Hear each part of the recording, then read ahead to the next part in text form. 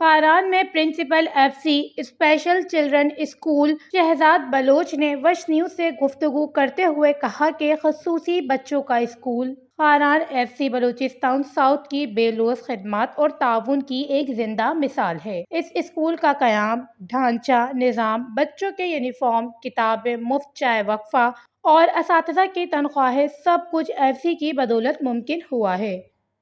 انہوں نے مزید کہا، ہم دل کی گہرائیوں سے ایف سی کے شکر گزار ہیں جو اس اسکول کی ترقی اور خصوصی بچوں کی تعلیم کے لیے مسلسل کوشاں ہیں۔